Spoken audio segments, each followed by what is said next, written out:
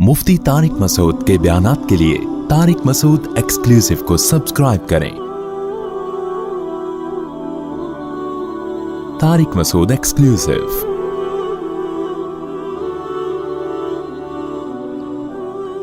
अब मैं बहुत परेशान होता हूँ कि यार नजरियाती इस्लाह तो मैं करता रहता हूँ, अमली इस्लाह की तरफ भी अब आना चाहिए।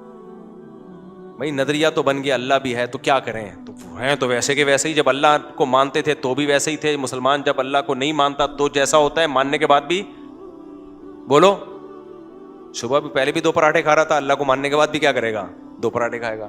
पहले भी गुटखा खाता था, अल्लाह को मानने के बाद भी क्या करेगा, गुटखा खाएगा। जब अल्लाह पे ईमान नहीं था तो भी जुम्मा पढ़ लिया करता था। हो सकता है मे भी, हो सकता है अल्लाह निकल आए क़यामत के दिन, जो हफ्ते में 1 दिन नमाज पढ़ लो। जब अल्लाह पे ईमान ले आया दलाइल की दुनिया में तो भी क्या कर रहा है, जुम्मा ही पढ़ रहा है। तो इसलिए इतना काफ़ी नहीं है कि हम अपने नज़रियात की इस्लाह करें, इंसान को तरबियत के लिए प्रैक्टिकली इस्लाह की ज़रूरत है। हमारे नबी ने सहाबा से रोज़े रखवाए हैं, हमारे नबी ने सहाबा से ख्वाहिशात की कुर्बानी दिलवाई है, मैदान जंगों में ला के लड़वाया है सहाबा को। तो इंसान की इस्लाह सिर्फ बयानात सुनने से नहीं होती मेरे भाई, ये भी एक बहुत बड़ा हिस्सा है, प्रैक्टिकली कुछ करना पड़ता है। तो अब आप ना प्रैक्टिकली कुछ करना शुरू कर दें।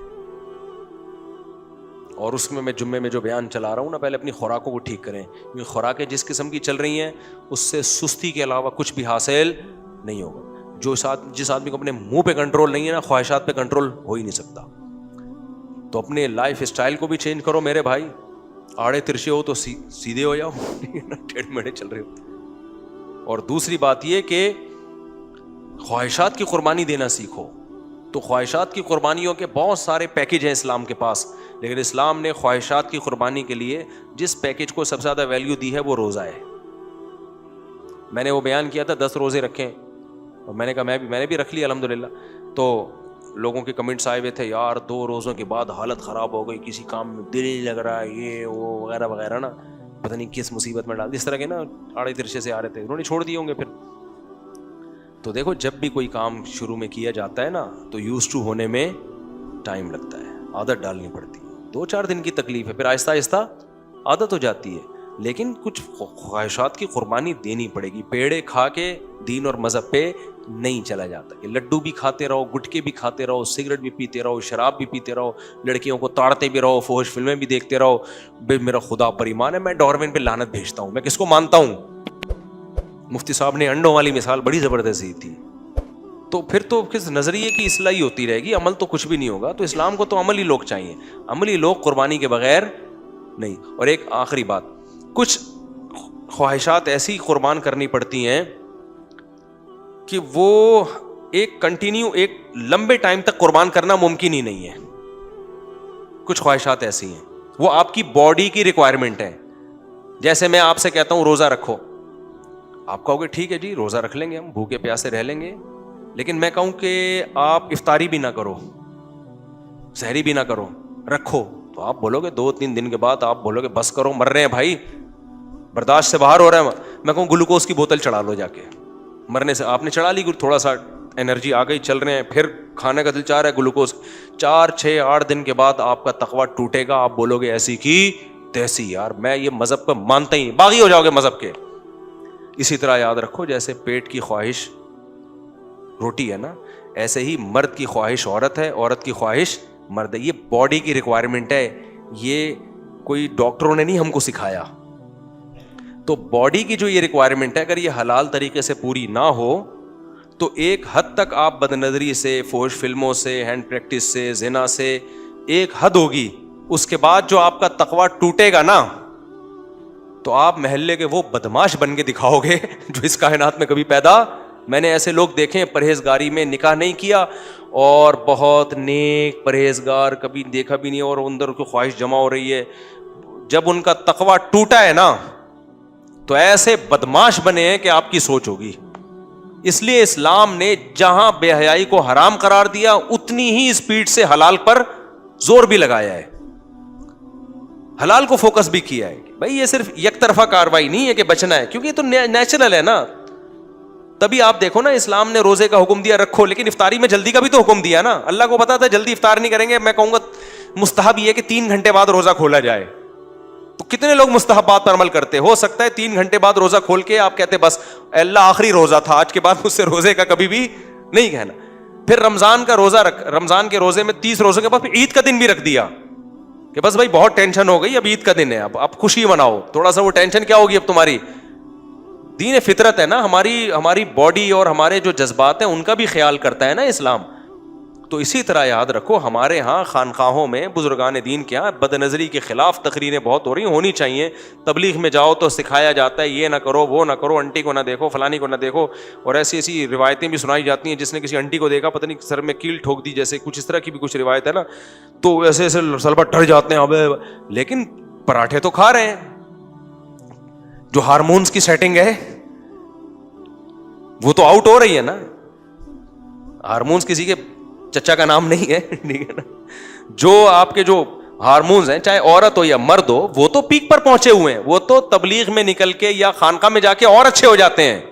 وجہ اس کی ہے کہ جب انسان دین پہ چلتا ہے تو صحت خراب نہیں ہوتی بلکہ صحت اچھی ہوتی. تو جتنی اچھی ہوگی اتنے ہارمونز اور بڑھیں گے.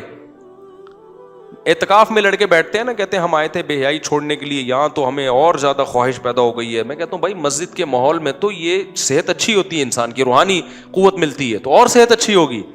تبلیغ میں نکل کے اور صحت اچھی ہوگی, جتنا دین پہ آؤ گے اور صحت اچھی ہوگی. تو یہ جذبات کم نہیں ہوں گے, بلکہ یہ دنیا دار لوگ ہیں ان میں جذبات نہیں ہوتے. ہارمون وارمونز ان کے, یہ تو میڈیسن کھا کھا کے تو ان کے تھوڑے بہت 2-4 ہارمونز پیدا ہوتے ہیں جس سے یہ فوراً فائدہ اٹھا لیتے ہیں کہیں یہ بھی نہ غائب ہو جائے. اصل تو صحت ہوتی دیندار لوگوں میں ہے, روزہ رکھنے والوں میں, نماز پڑھنے والوں میں, تہجد گزاروں میں ہوتی ہے.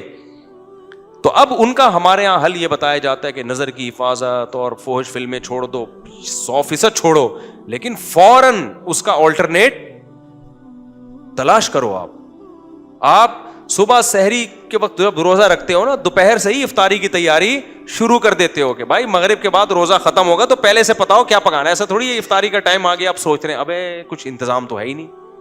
تو فحش فلمیں بھی چھوڑو بھائی, اور یہ سارے الٹے کام چھوڑو, لیکن فوراً پہلے نکاح کا انتظام کرو.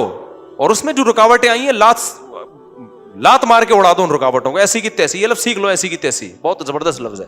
کوئی کسی کا باپ نہیں روک سکتا یار, تو کرو نکاح. کوئی کسی کا باپ میں طاقت ہی نہیں ہمیں روک کے دکھائے. تو یہ اس میں آپ کو جب تک کانفیڈنس پیدا نہیں ہوگا تو گندگیوں میں گھسے رہو گے, اور اتنا اندر گھس جاؤ گے کہ نکاح کے بعد پھر یہ گندگیاں نہیں چھوٹتی. ہم ایسے لوگوں کو جانتے ہیں زنا کے عادی ہو گئے, شادی کے بعد کہتے ہیں زنا نہیں چھوٹتا ہم سے. ان کی فیملی لائف بہت خراب ہو جاتی ہے, برباد ہو جاتی ہے. تو اس پیک پہ پہنچنے سے پہلے کر لو نا. تو میں یہ کہہ رہا ہوں نظریات کی اصلاح کے ساتھ ساتھ تھوڑا عملی اصلاح بھی کرنا شروع کر دیں. نماز چھوٹتی ہے جرمانہ لگائیں اپنے اوپر, اپنے آپ کو ایسے ڈھیلا نہ چھوڑیں کہ بھائی چلو کل سے میں فجر پڑھوں گا. کل تو آئے گی نہیں کبھی. آپ ابھی لکھو بھائی کل اگر فجر کا ناغہ ہوا تو ناشتہ ختم. کچھ تو سزا دو نا. 3 دن ہو سکتا ہے ناشتہ بھی نہ کرو, فجر بھی نہ پڑے, شیطان کہے گا تیرا ناشتہ تو ہو نہیں رہا, فجر بھی گئی ناشتہ بھی گیا, تو چل ناشتہ شروع کر دے. نہ نہ نہ نہ بھائی اس سزا پہ قائم رہوں گا. ناشتہ اسی دن ہوگا جس دن فجر پڑھوں گا. فجر گئی تو ناشتہ دوپہر 1 بجے سے پہلے کچھ کھانا ہی نہیں ہے. کچھ تو سزا دو, کچھ تو تھوڑا سا تھپڑ مارو اپنے آپ کو. 3 دن 4 دن کے بعد ہو سکتا ہے فجر کی نماز کی توفیق مل جائے. تو کچھ تو آگے بڑھو بھائی, کچھ اب ہلو جلو, ٹھیک ہے نا. بہت ہو گئے ہیں بیانات, 20 سال سے میرا خیال ہے یہی کام کر رہا ہوں, لیکن عملی طور پر نا کچھ زیادہ نظر نہیں آتا اتنا اثر لوگوں پہ. نظریاتی اصلاح تو بہت ہو رہی ہے, عملی اصلاح نہ خواتین میں نہ مردوں میں نظر آ رہی ہے. شادیوں پہ بیان سن کے خوش ہو کے چلے جاتے, کرتے پھر بھی نہیں ہے. تو اب تھوڑا سا ایک اسٹیپ آگے بڑھو. کوئی گناہ آپ کے اندر ہے تو اپنے اوپر کیا رکھو, سزا, پنشمنٹ ہونی چاہیے. ایک دم سے برائیاں نہیں چھوٹتی ہیں, اسٹیپ بائی اسٹیپ چھوٹتی ہیں. ایک دم سے کوئی کروڑ پتی نہیں بن جاتا, اور جو ایک دم سے کروڑ پتی بنتے ہیں نا ان کا دماغ ویسے بھی آؤٹ ہو جاتا ہے. ہمارے دوست نے مسقط میں بڑا اچھا شعر سنایا, کسی انڈین شاعرہ کا شعر ہے کہ جو خاندانی رئیس ہوتے ہیں مزاج رکھتے ہیں نرم اپنا. ہو سکتا ہے شعر میں آگے پیچھے کر دوں. جو خاندانی رئیس ہوتے ہیں رکھتے ہیں مزاج نرم اپنا, تمہارا لہجہ بتا رہا ہے تمہاری دولت نئی ہے. ایک دم سے کروڑ پتی بنتا ہے نا, اس کو اوپر سے میٹر شارٹ ہو جاتا ہے, پھر وہ غریبوں کو گالیاں دینا شروع کر دی. اس کی علامت ہوتی ہے نیا پیسہ آیا ہے. خاندانی رئیس نہیں, جو خاندانی ہوتے ہیں وہ غریبوں کو کی توہین نہیں کرتے. تو ایک دم سے نہ پیسہ آتا ہے لوگوں کے پاس, بہت ہی کچھ لوگ ہوتے ہیں جن کے پاس اچانک آئے تو کھوپڑی آؤٹ ہوتی ہے تو ایک دم سے یو ٹرن لے کے انسان نیک بھی نہیں بن جاتا. کوشش تو یو ٹرن لینے کی کرے لیکن جھٹکے لگیں گے اس میں. ایسا نہ ہو کہ آپ کہیں میں ایک دم سے نہیں, میں تھوڑا تھوڑا ہی بنوں گا, پھر تو بنو گے ہی نہیں. نیت تو یہ کرو ایک دم سے بننا ہے, لیکن عملی طور پر ایسا ہوگا نہیں. جھٹکے آتے رہیں گے, گر کے اٹھتے رہو, سنبھلتے رہو. گناہ ہو گیا توبہ کرو. لوگ کہتے ہیں ہم 20 دفعہ گناہ کر کے 20 دفعہ توبہ کی, یہ چھوٹ ہی نہیں رہا. کہتے ہیں چلو یار 20 دفعہ گناہ کے بعد 20 دفعہ توبہ کا ثواب بھی تو فری پھوکٹ میں مل رہا ہے نا. پہلے تو گناہ کر کے توبہ ہی نہیں کر رہے تھے, خالی گناہ ہی گناہ تھے, اب توبہ کا ثواب بھی تو آ رہا ہے نا. تو توبہ کرتے رہو, چھوٹ جائیں گے گناہ چپکتے نہیں ہیں انسان کے ساتھ. جب صحیح سمت میں جانے کی کوشش کرتا ہے سیٹ ہو جاتا ہے, کوئی اتنا بڑا مسئلہ نہیں ہے. ہلکا لو اس کو, بہت زیادہ ہلکا اس سینس میں کہ مشکل نہیں ہے, لیکن جرمانہ لگاؤ اپنے اوپر, کوئی سزا دو اپنے آپ کو. جب گناہ ہوگا تھوڑی سی سزا اپنے آپ کو چپت لگانی پڑے گی, اور پھر بے شک ہو جائے پھر دوبارہ چپت لگا دو, پھر ہو جائے. پھر جب میں گارنٹی سے کہتا ہوں جو اپنے آپ کو سزا دے گا نا اس سے گناہ چھوٹیں گے. یہ ہو نہیں سکتا کہ ہاں یہ اگر اس نے سزا دینا ہی چھوڑ دی مایوس ہو کے کہ یار گناہ تو چھوٹ نہیں رہا. ایک آدمی کو عادت تھی برے کام کی, میں نے اس سے کہا جب یہ برا کام ہو 10 رکعت نفل پڑھو کھانا کھانے سے پہلے, کیونکہ ایسا نا پوری زندگی میں جب چاہو 10 رکعت نفل پڑھ لو, ایسا نہیں ہو. میں نے بولا کہ عشاء کا کھانا اس وقت تک نہیں کھاؤ گے جب تک 10 رکعت نفل نہ پڑھ لو, اور دوبارہ گناہ ہونے سے پہلے نہ پڑھ لو. تو وہ گناہ کرتا, 10 رکعت نفل پڑھتا, پھر گناہ کرتا, پھر 10 رکعت نفل پڑھتا, پھر گناہ کرتا. مجھے کہہ رہا ہے یار یہ تو میں نے کہا دیکھو کمی آئے گی, ایسا نہیں ہوگا جتنی دفعہ پہلے کرتے تھے اتنی دفعہ ہو رہا ہے, اس میں کچھ کمی آئی. کہہ رہے ہاں پہلے اگر یہ 6 دفعہ گناہ ہو رہا تو اب 4 دفعہ ہو گیا ہے. میں نے کوئی بات نہیں, کنٹینیو اسی کو چلاؤ. 4 سے 3 پہ آؤ گے, 3 سے 2 پہ آؤ گے, 2 سے 1 پہ آؤ گے, پھر ہو سکتا ہے مہینے میں ایک دفعہ ہو. شیطان کہے گا یار چھوٹا تو اب بھی نہیں نا, مہینے میں ایک دفعہ تو ہو ہی رہا ہے نا. تو شیطان کو بولو کہ بھائی جب اتنی دفعہ ہو رہا تھا اب مہینے میں ایک بار پہ آ گیا ہوں, اس کا مطلب کمی آ رہی ہے, انشاءاللہ 2 مہینے میں ایک بار پہ آئے گا. اور جب ایک دفعہ سمت صحیح ہو جائے نا, ٹریک صحیح ہو جائے تو منزل تک اللہ پہنچا ہی دیتا ہے. اور ویسے بھی بھائی حضرت مفتی تقی صاحب کا بڑا پیارا شعر ہے کہ وہ بڑا زبردست شعر ہے نا کہ یہاں تو عین منزل ہے تھکن سے چور ہو جانا, قدم ہو راہ الفت میں تو منزل کی ہوس کیسی. بڑا پیارا شعر ہے حضرت کا. راہ الفت میں یعنی محبت کی راہ میں جب آپ نے قدم چلا لیے نا تو پھر ہمیں منزل نہیں, ہمیں وہ چلنا ہی اچھا لگتا ہے. قدم ہو راہ الفت میں تو منزل کی ہوس کیسی, یہاں تو عین منزل ہے تھکن سے چور ہو جانا.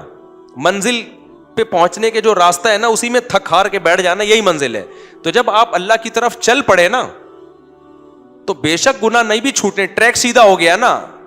تو بس ٹریک سیدھا ہونے کا مطلب اللہ کی رخ تو اللہ کی طرف ہو گیا نا بھائی, بس اللہ اسی کو قبول کر لے گا. ہمیں تو اللہ کو راضی کرنا ہے نا. اللہ کہتا ہے بھائی تو گناہوں کے ہاتھوں ہتھیار نہیں ڈالے, کوشش میں لگا رہا, تو اللہ ہو سکتا ہے اسی کو قبول کر لے کہ چل بھائی تو نے کوشش تو کی ہے نا, چل جانا. ہمارا مقصد تو اللہ کی رضا ہے نا, تو ہم اسی راستے میں ہی تھک کے چور ہو کے مر جائیں تو کوئی بات نہیں. ہم اللہ سے قبر میں کہہ سکتے ہیں اللہ اپنی کوشش میں لگا ہوا تھا, آخری سٹا میں نے ہفتے کے دن لگایا تھا, اتوار کو میری موت ہو گئی, میرا پلان یہ تھا کہ یہ ہفتے والا سٹا بھی میں نے چھوڑنا ہے. مہلت ہی نہیں دی, تو نے اٹھا لیا. تو ہو سکتا ہے اللہ کہے چل بھائی تو پہلے مہینے میں 6 سٹے لگاتا تھا, تو نے اس دن مہینے میں 1 سٹا لگایا اور تو مر گیا, تو ٹھیک ہے تو گناہ چھوڑ کے تو نہیں آیا لیکن تیرا ٹریک صحیح تھا. ہو سکتا ہے تو اللہ تعالیٰ تو امید ہے بخش دے گا کہ چلو یار صحیح ٹریک پہ آ تو گئے نا. لیکن اگر آپ نے ہتھیار ڈال دی اور آپ نے کہا مجھ سے نہیں ہو رہا, تو اللہ کہے گا انلزمکموہا وانتم لہا کارہون. قرآن میں اللہ کہتا ہے تم چاہتے ہو کہ جنت میں نہ جاؤ اور تمہیں زبردستی گھسیٹ کے لے جائیں, ایسا نہیں ہوگا بھائی. جس نے گناہ پہ ہتھیار ڈال کے کمپرومائز کر لیا اٹ مینز اس نے جہنم کو کمپرومائز کر لیا ہے. تو جب آپ جہنم سے نہیں ڈرتے ہو تو اللہ بچائے گا ان لوگوں کو جو جہنم سے ڈرتے ہیں. سمجھ میں آ رہی ہے کہ نہیں آ رہی؟